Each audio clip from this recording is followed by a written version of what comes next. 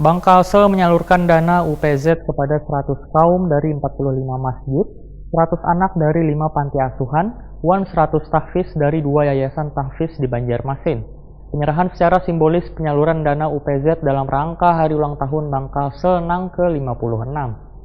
Bank Kalsel menyalurkan dana UPZ kepada 100 kaum dari 45 masjid, 100 anak dari 5 panti asuhan, 100 tahfiz dari 2 yayasan tahfiz di Banjarmasin. Penyebaran secara simbolis penyaluran dana UPZ dalam rangka HUT Bank Kalsel Nang ke-56 ini diberikan oleh Direktur Operasional Bank Kalsel Ahmad Fatria Putra kepada perwakilan panti asuhan Sri Suliastiningsi selaku Ketua Panti Asuhan Al-Ikhlas, perwakilan dari Yayasan Tahfiz Taufikur Rahman, dan perwakilan kaum Masjid Saiful Irsyad. Selain itu, Bank Kalsel juga peduli dengan insan media di Banua. Kali ini Bank Kebanggaan Orang Banua ini memberikan bantuan sembako dan masker gratis kepada insan media yang tergabung dalam organisasi jurnalis online Indonesia atau Join Kalimantan Selatan. Secara simbolis bantuan diserahkan Divisi Corporate Secretary Bank Kalsel, Septian Reis Swandi, Wan Nurul Dayanti, kepada Ketua Join Kalimantan Selatan Anas Aliando didampingi Sekretaris Join Kalimantan Selatan Muhammad Hatim Darmawi di Gedung Bank Kalsel Jalan Lambung Mangkurat Banjarmasin Tengah, Baisukan, Senin 18 Mei 2020.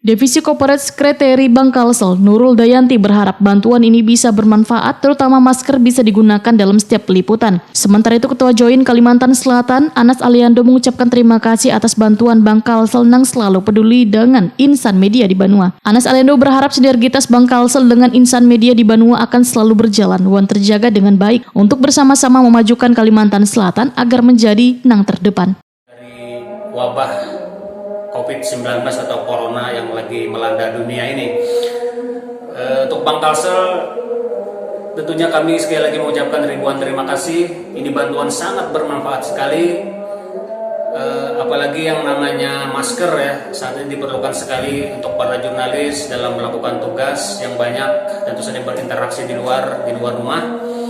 Dan harapan kami mudah-mudahan sinergitas kita antara Join dan Bank Kalsel kedepannya semakin ditingkatkan, dan kami juga mendoakan. Anas Aliando menegaskan bila bantuan sembako ini sangat bermanfaat bagi insan media yang terdampak secara ekonomi di tengah wabah virus corona ini.